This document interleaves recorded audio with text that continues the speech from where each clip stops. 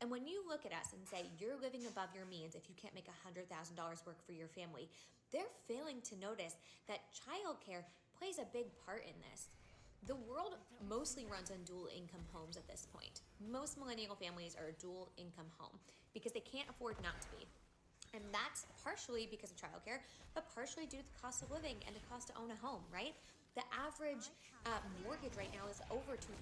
It's like 2.5 or something like that a month. That's a lot. That's a lot for the average family. And then when you calculate the fact that they are paying $20,000 a year per kid for daycare on top of that, that's more than their mortgage. They're not living above their means when childcare is 50% of their income. And then the pushback is then just stay home with your kids. But if you stay home with your kids, you can't afford your mortgage. You can't afford your mortgage, you can't afford your phone bill and your Comcast or whatever it is that you have. And it's so funny because people will say like, oh, you're living above your means. We didn't have all these things. No, you didn't. But having internet and a phone now is a necessity. You have to have those things to have jobs and to stay connected to the world. Those are things you need. Take out cable. Sure, nobody needs TV. Take the TV away. My internet alone is still over $100 just for internet. Right? Your phone bill is going to be $100 to $200 depending on where you live and how many people are on your phone plan. And if you need it for work, it's going to be higher than that. So the cost of living has gone up so much, and specifically with childcare, that we're not living outside of our means. We are scraping by just to pay for our kids to go to daycare so we can work. And then we get to do nothing outside of that. Don't eat. God forbid you ever order out. Like, really? We're supposed to live and suffer? For what? Because on the other side of it, I've definitely also heard a lot of boomers saying, I wish I didn't work my life away. Because the day I retired, I got cancer, or I got sick, or whatever it might be. Yet they're looking at us and saying, suffer more.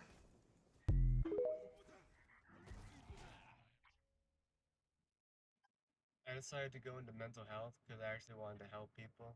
But then here I am in my master's, and it turns out that the reason people are doing so bad is because they're having perfectly normal responses to their environment. That environment being poverty and exploitation.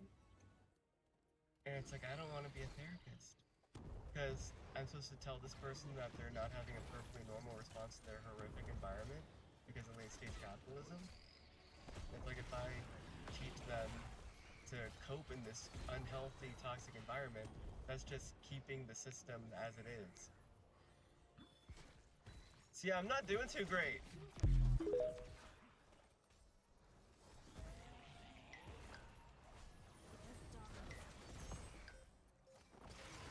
What's funny, right? The average cost of rent rose up from $2,000 to $3,000, right? And if you're supposed to make three times the amount of your rent in order to qualify to be able to rent a place, that means you have to make $9,000 a month, meaning you have to make over $90,000 a year, right? Coming in. That means even if you were to make $25 an hour at your job, you still would not be able to afford to stay at a place by yourself.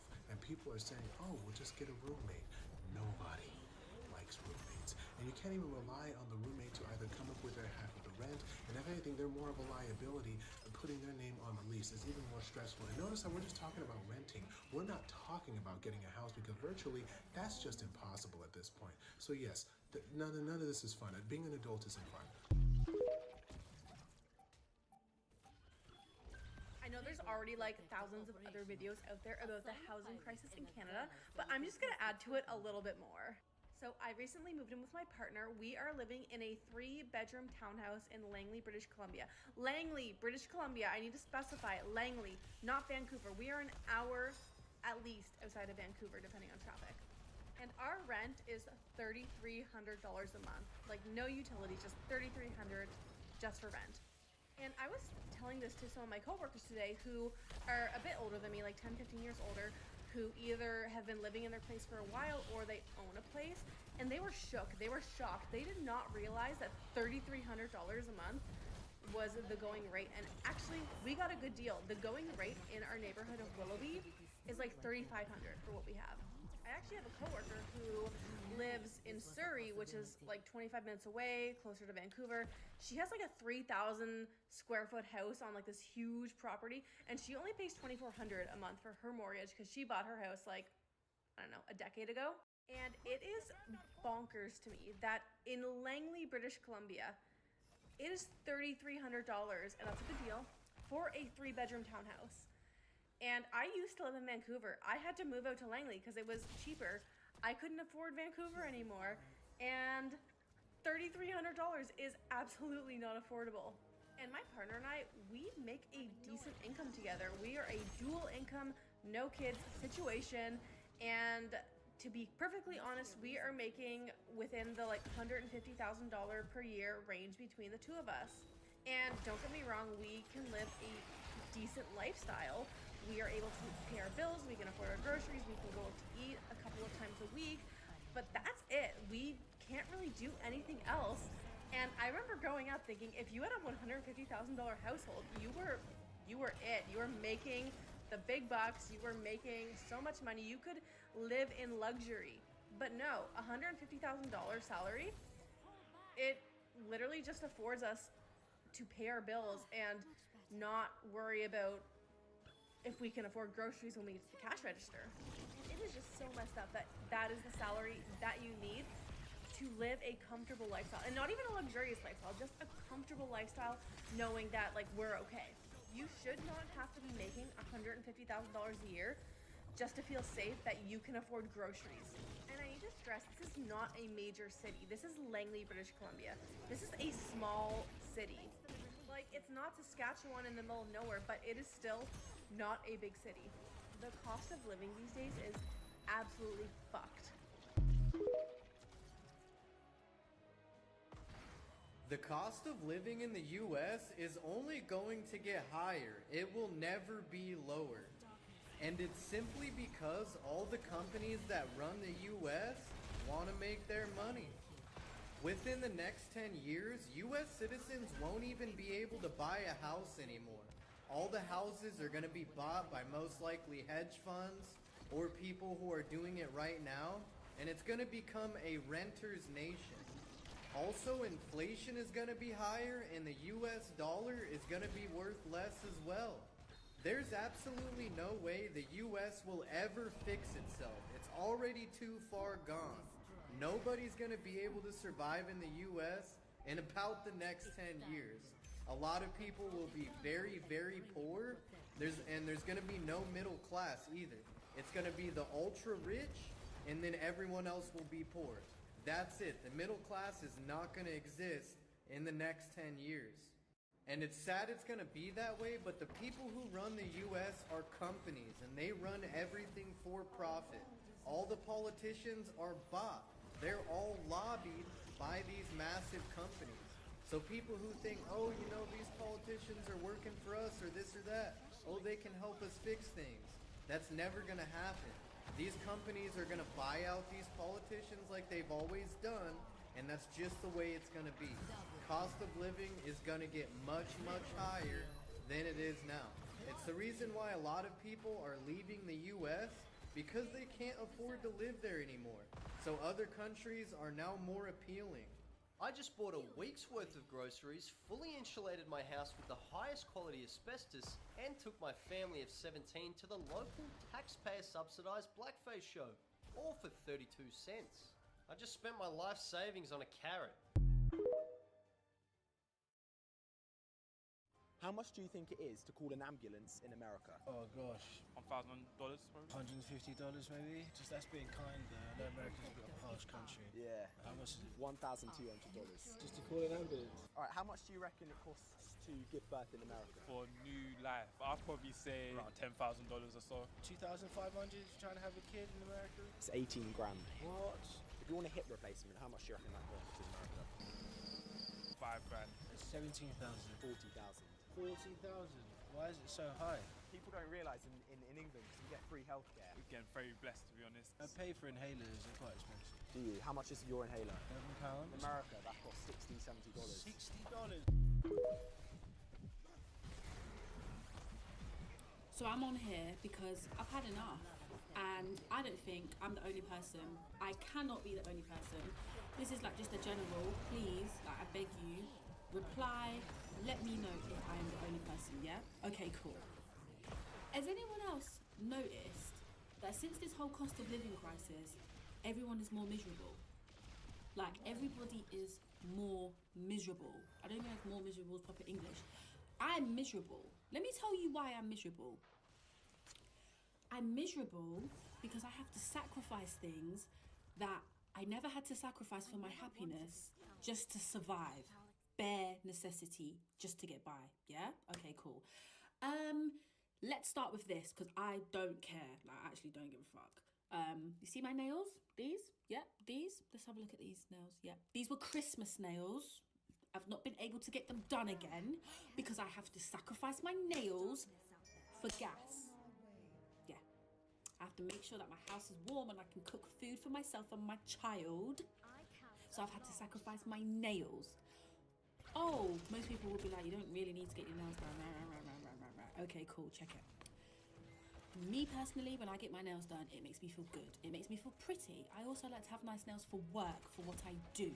So this is technically part of my uniform at this point, and I'm not really able to keep up with my uniform, so it could potentially affect my work. Furthermore, why am I cold in my house when all bills are paid? Am I the only person that is literally getting to a point where I don't know if a riot or what needs to happen, but something needs to happen. Like, this actually is not okay. Like, all jokes aside, I cannot be the only person that is now thinking, I jump in the shower, I usually would run the shower before, right? So it gets to the temperature. Ask me why the other day I turned on the shower and jumped in there like I was that Iceman, Hoff, or whoever his name is. I was in the blitzing cold shower until it warmed up because I didn't want to waste my gas. That's not okay. That's not okay. That's actually not okay. That's mental that I'm even living like that. Am I the only person that is making some wild sacrifices because of the stupid cost of living? If I am, let me know. If I'm not, I beg you, let me know what else you lot are doing, so I don't feel like I'm the only one whose life is literally had like a drastic change right now, because the way I'm feeling, I'm just overwhelmed, hacked off, not happy. I'm not lying in bed all day because I'm depressed. I'm lying in bed all day because I'm broke and I can't afford to do anything else. Well, here I am again at the Costco. You can see for $120 this week, just picking up some stuff, you know. There we are. Take a good look at those prices, folks. And see what you get for $120 at Costco in Canada. This is the best deal here, ever, anywhere. $7.99 for a fully cooked chicken. I can't even buy a raw chicken at the same size for that price. It's ridiculous. But this is it, and they've got you thinking this is a good deal. What I'm thinking is, holy jeez, how do people that are low income afford to eat anything? And you know, we all know if you buy in larger quantities, you save exponentially. This is why I go to Costco. I'm not a low income earner, and I'm not a millionaire either. But I work my ass off for my money, folks. I really do. And I'm so sick and tired of paying so much money in tax. To what? To save the fucking planet? Give me a break. I'm trying to save my own ass here. Never mind, a fucking planet is doomed anyway. This is what you get for 120 bucks. Costco, Canada. And before you start harping on me about other places, I get it. It's not convenient for me to take a day off work and run around all over the place trying to find a better price. You know, I make that judgment call. We all make the judgment call. I'm not trying to degrade anybody or bring anybody down with this. I'm just saying, this shit is unacceptable for $120. There's no value to our money, folks. Here's what I spend in a month as a 24-year-old living in Canada. My rent is $583. Are we living in the same Canada? I have been racking my brain about this because How do you find an apartment where your rent is only $500? The only way that I can rationalize that and make myself feel better about how much rent I'm paying is thinking that you have like 4 roommates in a 2-bedroom apartment. Or your parents own that apartment and they greatly subsidize your rent. Cause I live in a studio apartment in Montreal, which is historically a pretty cheap city to live in, and I pay almost $1,000 a month in a studio apartment. And I'm a lot more fortunate than most people because that includes my electricity, my heating, my AC, literally everything except for internet. Also, she says that she only spends $200 on groceries a month. Beg you, let me know what else you lot are doing so I don't feel like I'm the only one whose life is literally had like a drastic change right now, because the way I'm feeling, I'm just overwhelmed, hacked off, not happy. I'm not lying in bed all day because I'm depressed. I'm lying in bed all day because I'm broke and I can't afford to do anything else. Well, here I am again at the Costco. You can see for $120 this week, just picking up some stuff, you know. There we are. Take a good look at those prices, folks. And you see what you get for $120 at Costco in Canada. This is the best deal here, ever, anywhere. $7.99 for a fully cooked chicken. I can't even buy a raw chicken of the same size for that price. It's ridiculous. But this is it. And they've got you thinking this is a good deal. What I'm thinking is, holy geez, how do people that are low income afford to eat anything? And you know, we all know if you buy in larger quantities, you save exponentially. This is why I go to Costco. I'm not a low income earner. And I'm not a millionaire either, but I work my ass off for my money, folks. I really do. And I'm so sick and tired of paying so much money in tax. To what?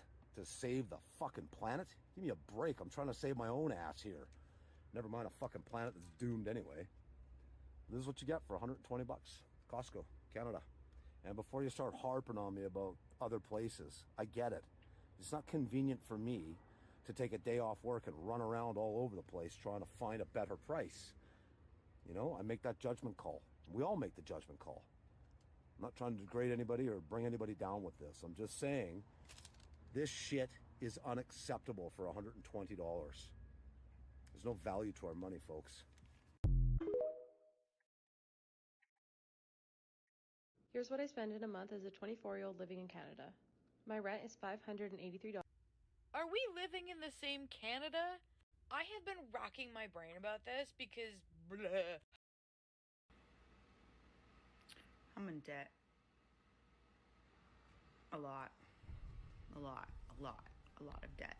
I have multiple credit cards, a car loan, a personal loan for a surgery that I had, and yeah, I'm stressed out about it and frustrated, and I thought I'm gonna make this TikTok channel to hold myself accountable. So I'm determined to get out of debt in a year. $100,000 in a year. I made a pretty good income last year. I'm in sales, so there's no telling what my income will be this year. But I think I'm just gonna come on here like every day and say something I did that day to get myself out of this hole that I dug for myself. If anybody sees it, cool. If nobody ever sees it, that's okay too. It's for me to remind myself that I'm a fucking badass and I can do it. Quit being a little bitch about it. So, here you go. Day one. You wish I was different? So do I! You fucking hate me? So do I! Come with me to figure out how much debt I'm in. We'll start with my lowest credit card. That would be my Discover card, $606.77. I've been paying that one off for the past, I don't know how long, probably a year. I'm almost paid that off, so I'm pretty proud of that. Now my Chase card has $5,000. I keep fucking saying that. My Chase card has $2,594.11. and that brings the highest credit card to $3,280.11, which is my Citi card.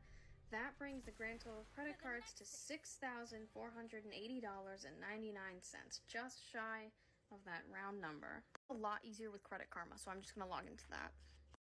Here we've got Credit Karma. So now we have my loans. So first loan I have, that would be my personal loan because I was already in debt and I already used a personal loan to pay off the debt. Just got into more debt. Can't get another personal loan. Probably a good thing. I have $1,461 left on that personal loan and $16 left on another one that I pretty much paid off. And then on my car loan, that's a whole story. Oh, in February last year, totaled my car. It was a weather-related incident. I live in New England. It was really icy out, and I lost control of my car and went right into a guardrail.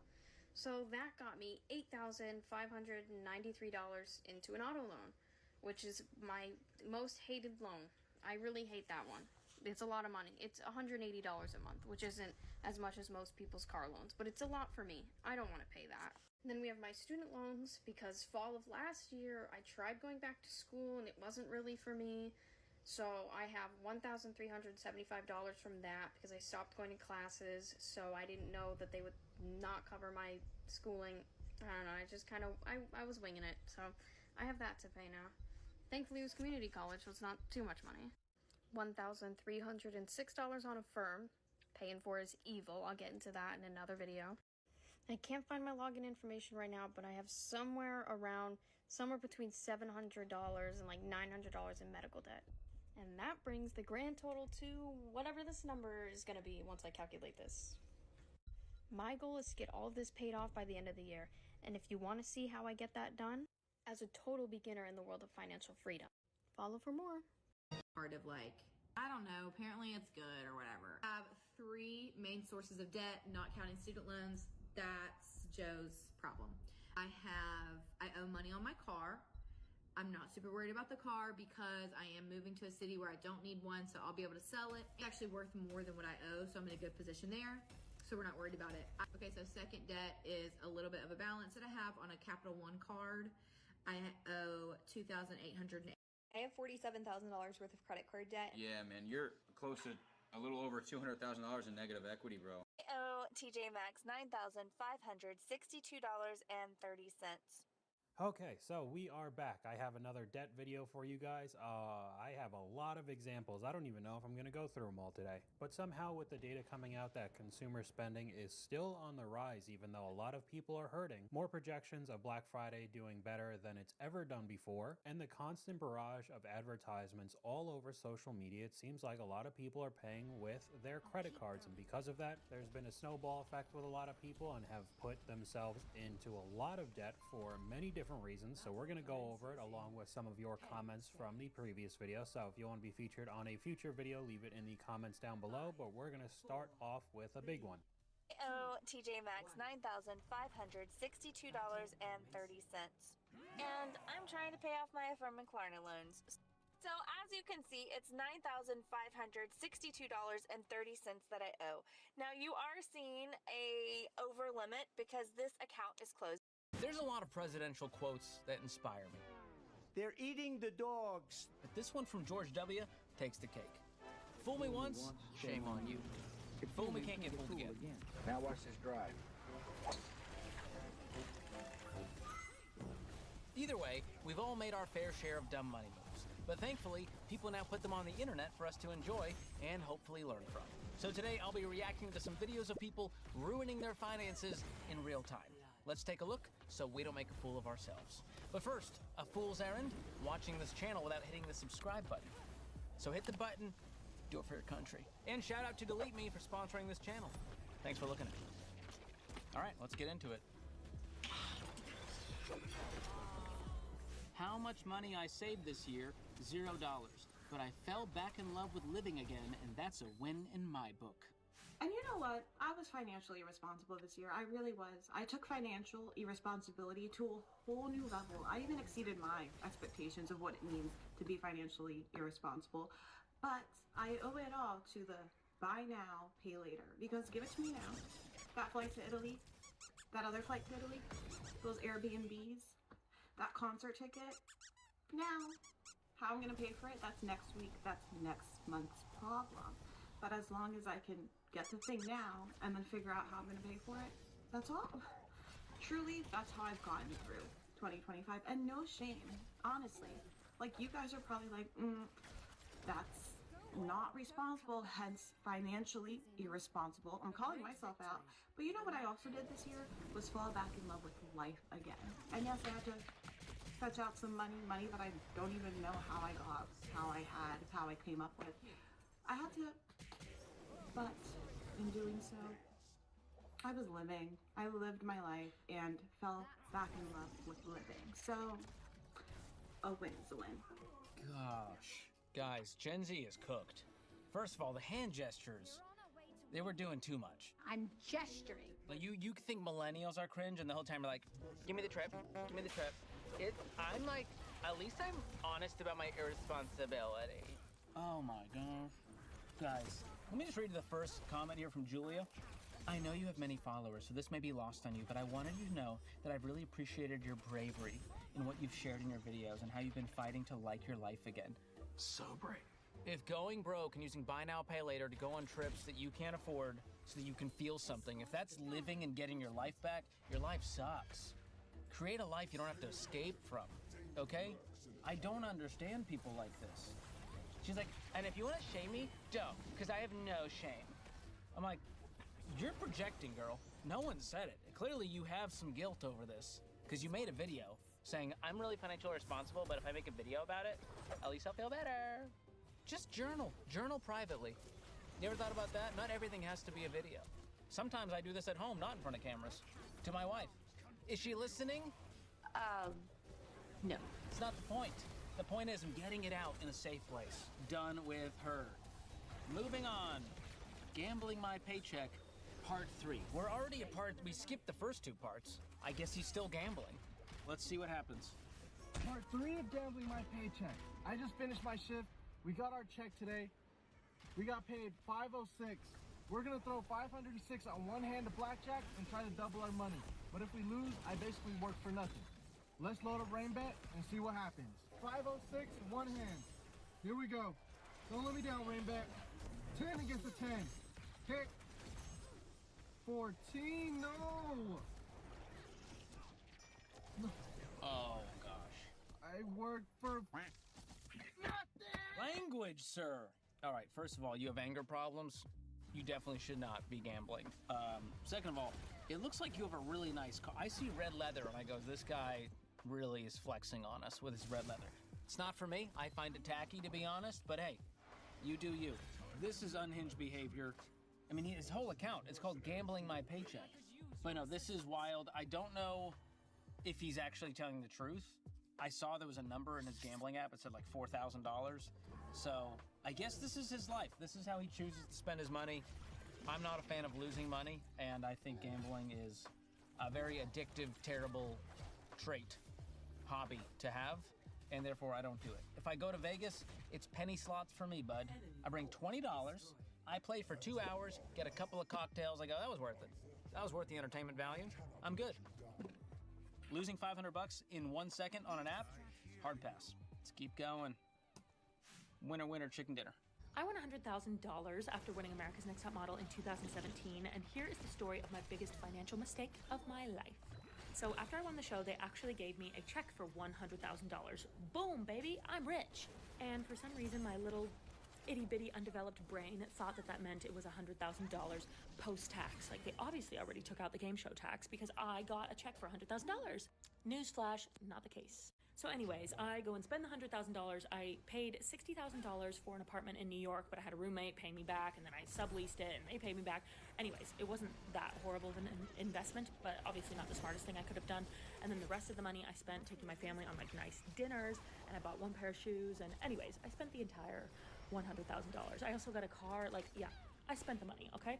What I should have done was put aside 35 to 40% of the money for taxes so that I'd be ready to pay that, but I didn't do that. I spent it all, and so I spent the next several years paying back the money in taxes to the IRS. Whenever you watch a game show and you see, like, oh my God, they won $10,000 or they won a new car or whatever it is, just take that with a grain of salt, because not only are they going to be taxed on the actual cashola that they bring home, but like when you get a free car, you don't really get a free car. You have to pay the taxes and then all the other things that come with winning a prize on television. For the $1 million that you win on Survivor, you probably got to pay like $400,000 in taxes. That's nuts. But anyways, anytime I talk about this, people always freak out and they're like, oh my God, you're such an idiot. It's like, yeah, I was kind of an idiot. That's why I'm making this video in hindsight, okay? Lesson learned, and yeah, always prepare for taxes, everyone. Oh, this is great. Okay, this is the kind of video I can get behind. She made a dumb mistake at 19 and is letting other people know so that they don't make the same mistake. She's not encouraging this behavior like all of our other videos have done. So I appreciate that. And this is true. You win prize money, you are taxed, plus there's extra prize tax. So it gets very expensive, and you've got to be aware that you're gonna owe the IRS a bunch of money. They don't withhold the taxes for you on these game shows. Now, I want to give a shout out to Nate Bargatze, comedian. His new game show, Greatest Average American, I heard him say that they're not only giving them the prize money, which I believe is the average American salary, is gifted, but they're gonna also, on top of that, give you the money to pay the taxes. So, at least there's one game show. Play the lottery, don't make a lot of money. These are predatory towards low-income people in areas. And so when they do win, they're like, oh my gosh, I made all this money, and now you tell your family, and they go, well, you gotta take us on a nice trip, buy us a car, buy us a house, and all of a sudden that money's gone. You didn't go, well, I'm gonna invest a bunch of it, I'm gonna put some money aside for taxes, and maybe I'll spend a little bit. Almost nobody thinks like that. Those people are building wealth on their own. They're not playing the lottery. So, it's a twisted game. But if you can get on a game show, go for it. I've been trying to get on Family Feud for years. Steve, hit me up. What? What? Moving on. I'm 29 and not afraid to admit them myself. I don't have a lot of pity here. Sorry, I made too many poor financial decisions in my lifetime. Couldn't pin down just one. Now we're debt-free, don't use credit cards, and we're traveling the United States in our RV. I needed a win today, guys. I really did. Thank you for that. Last one, I charged the Disney World trip, the whole thing, on a credit card with 24% interest. Took me years to pay off that trip. Thank you, Karen, for your honesty. And that's the truth. People go, well, just put it on the card. You know, don't have to pay it now, don't have to save up. We'll get on the back end. And then it's 4 years later, and you paid 24% interest. So that expensive trip just got even more expensive, and that money was locked up trying to pay down this debt. Don't do it, kids. And while we're talking mistakes, let me tell you about a mistake a lot of people don't even realize they're making, and that's leaving their personal info on the internet for anyone to find. I'm talking phone number, home address, old jobs, mother's maiden name, all of it sitting on a sketchy data broker site like it's a yard sale for your identity. And that's why I love and use Delete Me, a sponsor of this episode.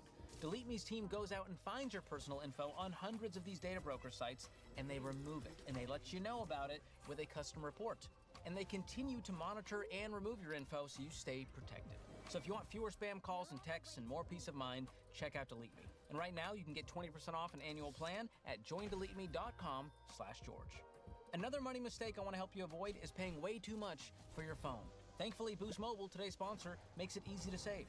With Boost Mobile, you can save up to $600 a year compared to other phone carriers. It's just $25 a month forever on their unlimited plan. And when they say forever, they mean forever. No contracts, no sneaky fees popping up, just one low, predictable bill. Plus, switching is super simple. You can keep your phone, keep your number. You can even do this from the comfort of your home within minutes if you have an eSIM, which most phones do now.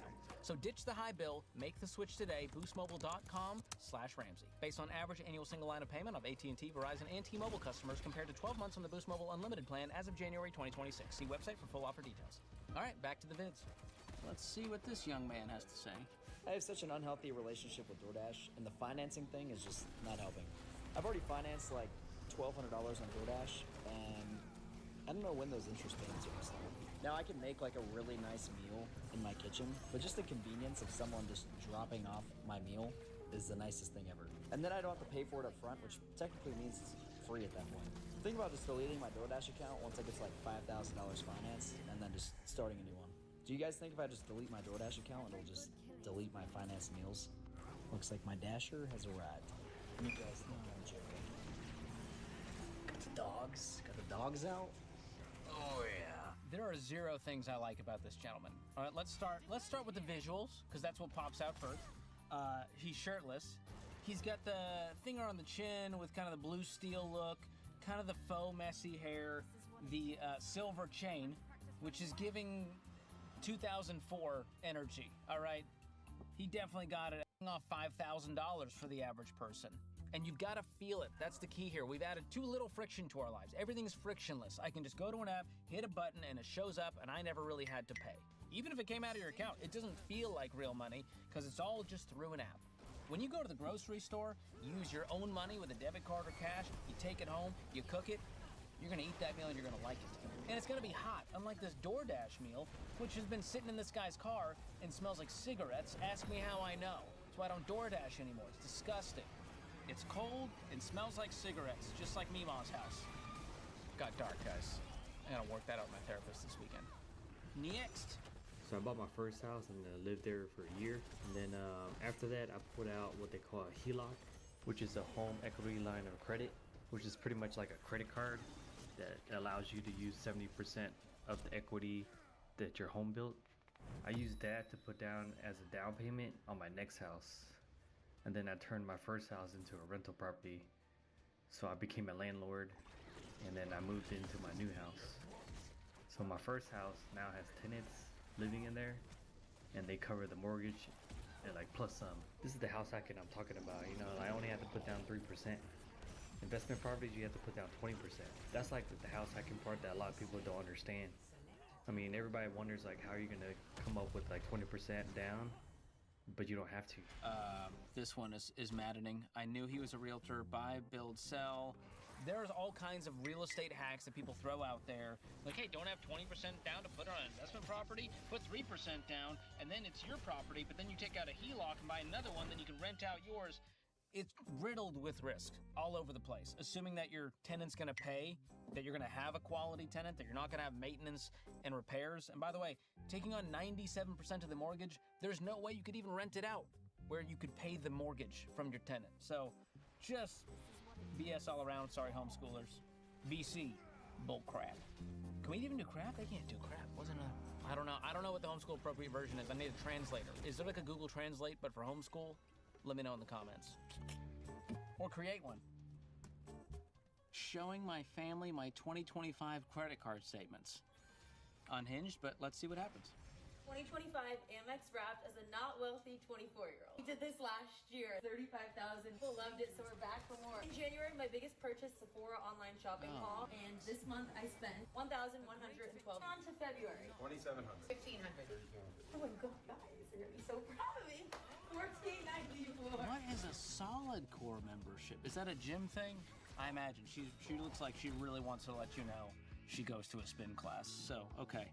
Insane already. That's like people's rent. Just get a bicycle or something. March, $22.90. Friends reunion at the Cape, $2,300. Okay. I'm guessing all of her friends are also idiots. April! Oh my god, it's you! I didn't think you were gonna be here. Dinner for his birthday at Moo, $28.70.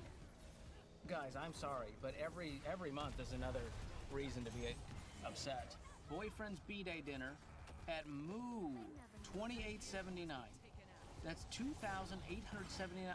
How many people were at this dinner? Was it just them two? She seems like the type that'd be like, just whatever the most expensive wine you have, it's great. Left to be her server. It was a good night for him. The dinner was a little expensive. In May. What? Serious photo, no smile. You're very serious in that picture. I'm sweating. 1,743. You didn't add in your flight, your travel expenses. I guess not. Because I Venmo'd someone for that. From my Oh, wow, okay. You can do a Venmo one. No! I actually just got my monthly Solid Core membership. It's usually a green flag, good sign. I didn't go crazy overspending if this is the most expensive of the month. $13.47. $13.47 for Solid Core. So she's just laying out the most expensive purchase. This is tip of the iceberg for what this woman spends in a month. How is her boyfriend not going, red flag, abort mission, she's not the one? He must come from money too, because he doesn't seem stressed at all. He's sitting on the couch like this is normal behavior. $2,346. Not too bad. Will you be low guessing for the drama effect? No, there's just no nose jobs in this year, so it's, wow! Dude, she spent $17,000. No jump scares. That she's going too fast. She's spending too fast. She is talking too fast. Don't like any of this. $909. Can we clap? That back. Not bad. That's not terrible.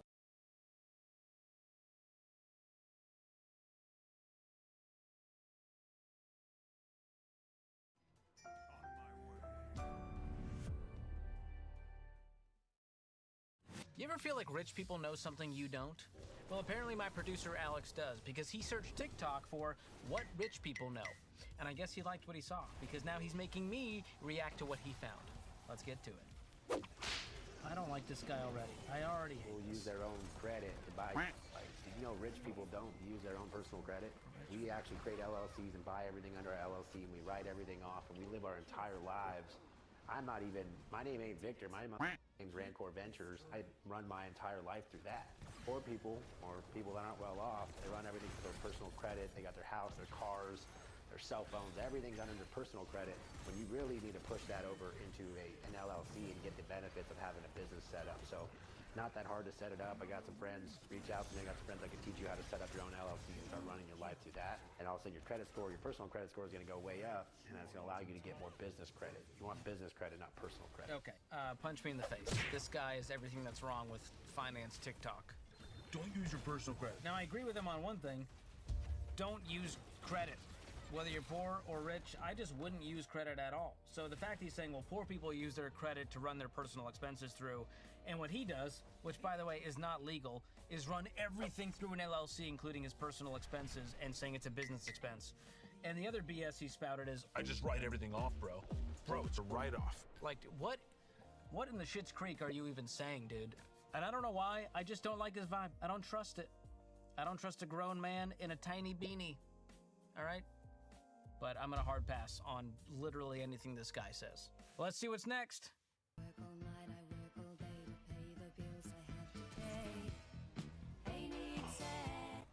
Oh, that's funny. Okay, caption, when I become rich, I won't tell a word, but there will be signs.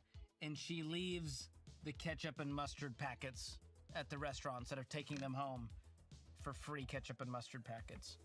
Now, I want to see, was that brand name? That looked like good. Dang, that was some Heinz. But it's true, when you're wealthy enough, you're not worried about the free sauce. You're like, we have sauce at home. I'm trying to think of how many times in life I was like, man, it would have been nice to have my to-go ketchup. That's pretty unhinged behavior. Although I did know someone growing up who carried a bottle of ketchup around in her purse and would put it on all foods. I'm talking spaghetti. I'm talking pizza. She's unwell. Next up, when it comes to rich people stuff. I don't want to be rich so I can have designer things or a really nice car or a gigantic house. I want to be rich that way if I'm going out to a group dinner, I can pick up the tab.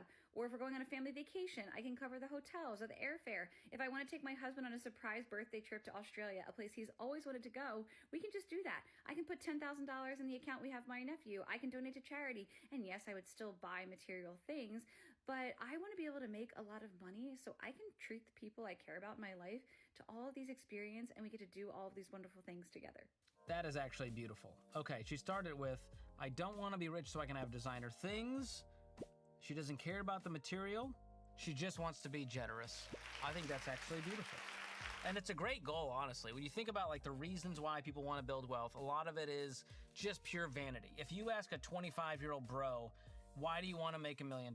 Why do you want to have $1 million? They're going to be like, drive a nice car. I'm alright.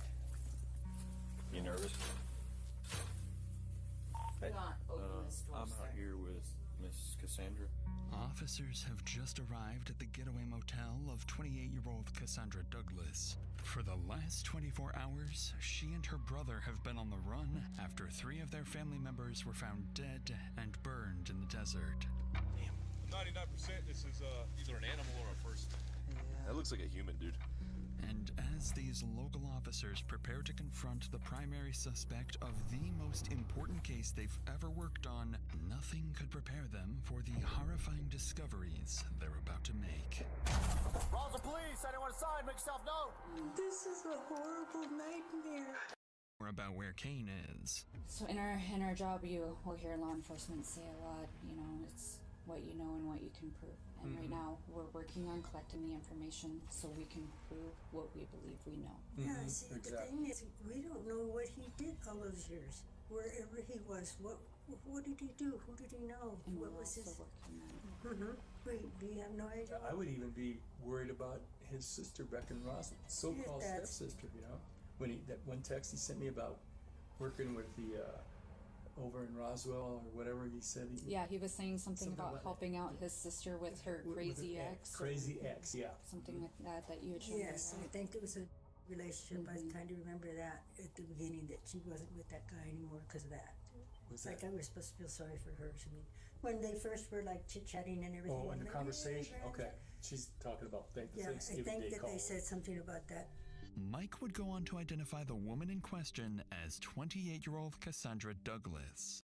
Today, we're going over the most epic last stands in history, Siege of Agar. It's 1526, and Suleiman the Magnificent, the Sultan of the Ottoman Empire, has just plunged Central Europe into chaos. At the Battle of Mohacs, Suleiman personally led his forces into battle against the army of the 20-year-old king of Hungary, Louis II. In just one afternoon, the Sultan's forces completely obliterates the entire Hungarian army, and thousands of nobles die in the battle.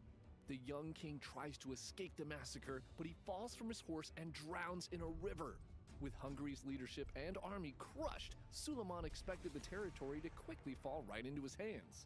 But what happened next would change the course of the Sultan's life forever. See, while the Ottoman Empire was becoming the dominant power in the East, the House of Habsburg, through marriage, war, and a bit of luck, had become the most powerful family in Europe. By the 16th century, the Habsburgs controlled Austria, Spain, the Netherlands, parts of Italy, and one of them was even the Holy Roman Emperor. King Louis's queen was actually a Habsburg. Like I said, they were good at marrying for power. And so, when news of his death reached Europe, Ferdinand, the Archduke of Austria, and Louis's brother-in-law rushed to Hungary and made himself the king. A Habsburg trying to claim Hungary didn't make the nobles there happy, and this split the kingdom in two. Royal Hungary in the north was controlled by Ferdinand and the Habsburgs, while the rest of the former kingdom was ruled indirectly by the Ottoman Empire through a puppet king. This arrangement was not what Suleiman wanted. He had hoped for total control of Hungary to use it as a staging ground to invade Europe, and so he attacks the home of the Habsburgs, Vienna. His siege of the city fails, twice, and before he knows it, Suleiman finds himself locked in a decades-long personal war with the Habsburgs. The wars with the Habsburgs are on again, off again, but time after time, Suleiman is blocked from reaching Europe. He's now approaching his 60th birthday, and the Habsburgs are still preventing him from manifesting his destiny. He is running out of time, and so in 1552, after what he feels is a betrayal of a peace agreement, he sends two armies across the border into Royal Hungary to try again to inch his way towards Europe. After decades of constant war, the Ottoman army is a well-oiled fighting machine. In the blink of an eye, 25 Hungarian fortresses were taken by force. The Sultan's two armies are simply unstoppable, and they begin their march to their next target, a fortress on a hill that defended gold and silver mines that were essential to the Habsburgs' activity in Hungary. In early September of 1552, Captain István Dobó stands on the walls of Agar and watches as the day he had feared begins to materialize before his eyes. Dobó knew that it was only a matter of time before Suleiman arrived at his fortress and spent weeks begging Ferdinand to send reinforcements. He received no response. Dobó is left with a small force of professional soldiers and is forced to recruit peasants who had fled into his fortress walls for security. Just over 2,000 men is all he will have to try to defend this castle from 40,000 Ottoman troops. No matter, he now will only count on help from God. Dobó instructs those willing to fight that they will not surrender and instead defend Agar or die trying. Messengers from the Ottoman camp bring Dobó terms for a peaceful surrender. In response, the captain hangs a black coffin between two spears on the ramparts of the fort. The message is loud and clear, and the Ottoman siege of Agar begins on September 17th. Cannons rip into the fortress walls, and the Turks advance on the castle for 12 straight days. The peasant women who sought refuge in Agar with their families watch as their husbands, sons, and fathers fight valiantly on the fortress walls to protect them. They turn and look into the eyes of their children and begin to imagine the horrible things that would come for them if these walls fell. This nightmare cannot become a reality, and so the women, both young and old, decide to join the fight. They boil hot water and roofing tar and scramble up the walls to pour them on Ottoman soldiers below. Others take up the weapons of fallen soldiers and join their husbands in battle. For the remainder of the siege, these families of peasants would fight shoulder to shoulder to defend the fort. But as hard as the defenders try, the Turks are relentless and manage to take one of Ager's towers on September 29th. As the Ottoman soldiers pour into the breach, Dobo orders his men to point their cannons at the lost turret and collapse it onto the invaders. Though morale had remained high throughout the defense, this breach downed the spirits of some of the defenders, and a small group began to make plans to betray their captain. Dobo finds out about their scheme and has the man who led this mutiny hanged in the castle market and cuts the ears off of his supporters as punishment. Things only get worse for Dobo on October 4th as a large gunpowder reserve explodes, causing tremendous structural damage within their walls and destroying much of their dwindling supply of ammunition. Hearing the explosion, the Ottomans waste no time and launch an all-out assault. More and more Turks pour into the breach, and all hope seems lost. But a man named Gurgly Bornemisa refuses to give up. He quickly gathers up some of the remaining gunpowder, flint, sulfur, and oil and stuffs it into a giant water wheel. He lights the wheel and sends it hurtling directly towards the Turks as they approach the walls. The gunpowder ignites, and as the wheel barrels towards the attackers, it begins shooting off projectiles as it spins faster and faster, which douses the Ottoman army in flaming oil. I'm on fire!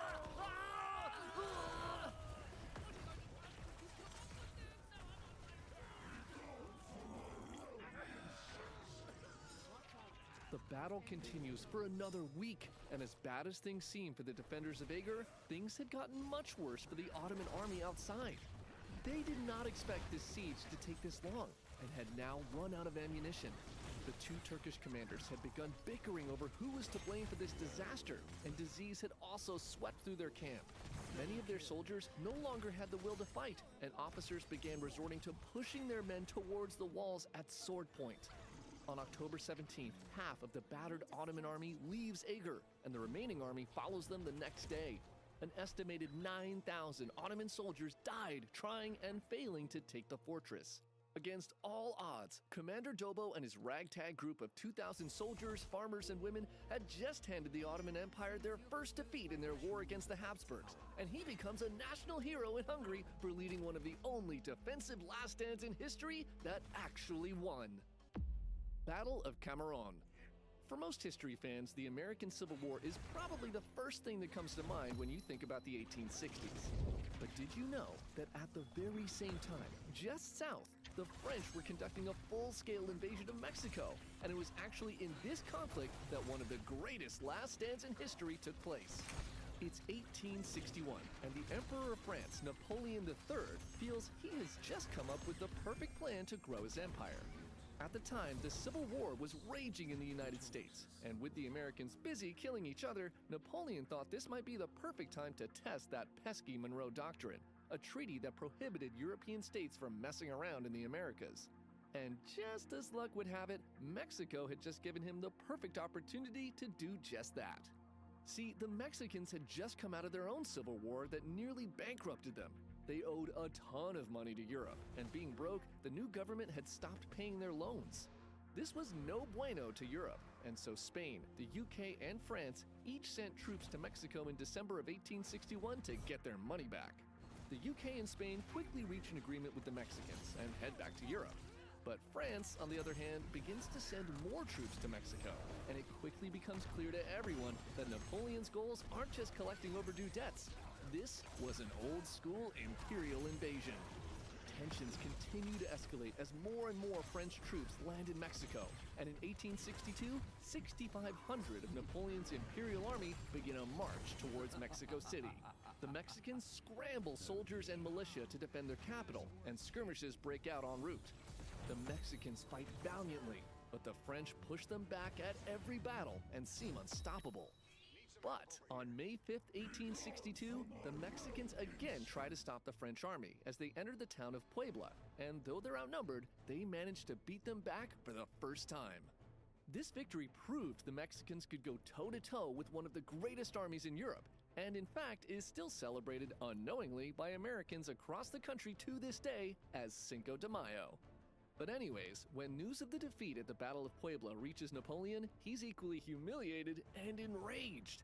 He orders 20,000 more troops to be deployed to stamp out the Mexican resistance, and by 1863, the French have nearly 30,000 soldiers in Mexico, and amongst the reinforcements were a small band of soldiers from the French Foreign Legion. Made up exclusively of refugees, criminals, and ex-mercenaries whom Napoleon wanted to get out of Paris, the Foreign Legion was a real kill two birds with one stone idea. Deploying these burdens on society to fight battles far away from France would not only clean up his streets, but also give his generals some cannon fodder to send into the most dangerous places. Unexpectedly, the Legionnaires had proven themselves as fierce fighters in the Algerian campaign. But despite their bravery, they were still considered to be low-class soldiers. Useful, but ultimately expendable. Little did anyone know that this reputation would soon be changed forever as the French began their second attempt to avenge their most embarrassing defeat in Mexico. On March 16, 1863, the French attack Puebla a second time and lay siege to the town. Cannons rip apart buildings, and the Mexicans are forced to abandon their initial defensive positions. But what was supposed to be a quick victory earned through shock and awe drags on as the Mexicans raise barricades on every street and force the French to fight house to house. By the end of April, the French were running low on ammunition, so supply caravans were sent from Veracruz on a 60-mile journey to Puebla. In the caravan were 3 million francs in gold to pay the troops, ammunition, and additional artillery weapons. But word travels quickly, and soon native spies inform the French that the Mexican guerrillas are planning to attack the caravan. Reinforcements must be sent immediately to protect the convoy, and so 62 soldiers and 2 officers from the 3rd Company 1st Battalion of the French Foreign Legion, under the command of Captain Jean d'Anjou, are sent out in the dark of night to find the convoy and help escort it to Puebla. On April 30th, at 5:45, after having marched throughout the night, the exhausted Legionnaires arrive at the planned rendezvous point. They begin to brew some coffee to try to wake up, but their short break is almost immediately interrupted as 250 Mexican cavalry appear on the horizon. d'Anjou orders his men to chuck their coffee, and they make a quick break for an abandoned hacienda, a compound with a 2-story farmhouse surrounded by 10-foot walls in the nearby town of Camarón. As they near the hacienda, 800 Mexican cavalrymen emerge ahead of them, and they quickly charge the Legionnaires. d'Anjou orders his men to form a hollow square, and firing in volleys, they manage to push back the cavalry charges twice while continuing to retreat to the farmhouse. The Mexicans continue to chase them, and 16 of d'Anjou's men are captured. The remaining 49 Legionnaires manage to make it inside the hacienda, but Mexican forces soon arrive and completely surround them. d'Anjou realizes they are trapped, and the chances of survival are grim. But maybe they can stall the Mexicans just long enough for the supply convoy to slip away and reach Puebla. d'Anjou watches as more and more Mexican troops gather outside the compound. He takes a deep breath and turns to his men. He holds out his hand, a wooden one that replaced the one he'd lost fighting for the Legion, and asks them to swear on it that they will all fight to the death rather than surrender. The men pledge their lives to their captain, who then opens a bottle of wine, and together they share one last drink. The Mexican commander soon sends in a negotiator, and he asks d'Anjou to surrender, stating that if they resist, they'll be needlessly slaughtered. The captain answers back that he and his men have plenty of ammunition, and instead they will continue to fight. Bewildered, the negotiator returns to his commanding officer with the news, and at 11 a.m., the Mexicans storm the compound.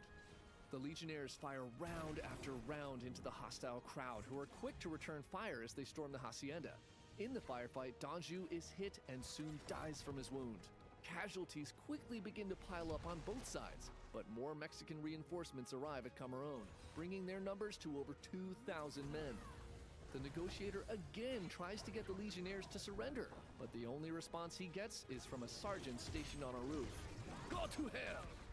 In response, the Mexicans breach the walls of the hacienda, and firefights break out throughout the courtyard. The Legionnaires continue to fight, but by 5 p.m., only 12 of them remain standing. The Mexicans withdraw from the compound and give the French one last chance to surrender. This offer is met with complete silence. At 5:30 p.m., the Mexican forces launch a final charge, and within an hour, all that's left of d'Anjou's men are a lieutenant and 4 soldiers who find themselves trapped in a small storehouse. As the men watch Mexicans approach their position, they fire their last rounds and begin to affix their bayonets to their rifles. The lieutenant gives the command, and the last of the legionnaires erupt from the shed. On sight, the Mexicans open fire. The lieutenant and a soldier who jumped in front of him trying to protect him are instantly gunned down. The 3 remaining men are quickly surrounded, and guns are trained on them from every direction. A Mexican officer shouts orders not to fire and begs for the legionnaires to surrender. The men look at each other and finally agree, upon the condition that they can keep their weapons and their lieutenant be given immediate medical care. The officer takes the 3 remaining legionnaires to his colonel, and the Mexican commander cannot believe his eyes. Is this all of them? Is this all of the men who are left? These are not men. They are demons. Outnumbered 40 to 1, the 65 soldiers under the command of Captain Danjou had killed 300 Mexican soldiers and wounded another 500. Tales of the Battle of Cameroon spread throughout Europe, and the reputation of the French Foreign Legion changed overnight from second-rate soldiers to one of the most elite fighting forces in the world. And that's pretty much what they're still thought of today. Battle of St. Jakob an der Burs. These days, people usually don't think of the Swiss as badass warriors, but throughout most of the Middle Ages, they were widely considered the most terrifying army in Europe. And this story is one that helped cement that reputation. It's 1436, and Frederick VII, the Count of Toggenburg, has died without leaving an heir or will. Frederick was the ruler of the canton of St. Gallen, a member of the Swiss Confederacy, and unsurprisingly, dying without a clear succession plan quickly threw the region into chaos. The nearby canton of Zurich quickly claimed Frederick's lands for themselves, and just to be extra dick about it, they cut off grain supplies to other cantons in the area. By 1440, the rest of the Confederacy had had enough of Zurich's behavior and voted them out of the club, and a civil war, now called the Old Zurich War, began. The burgomaster of Zurich, a guy named Stussy, finds himself all alone against the Confederacy, and so he stoops to the most detestable thing any Swiss at the time could ever imagine. He asks the Holy Roman Empire for help. Historically, the Swiss Confederation was formed with the sole purpose of fighting for their independence against the Holy Roman Empire.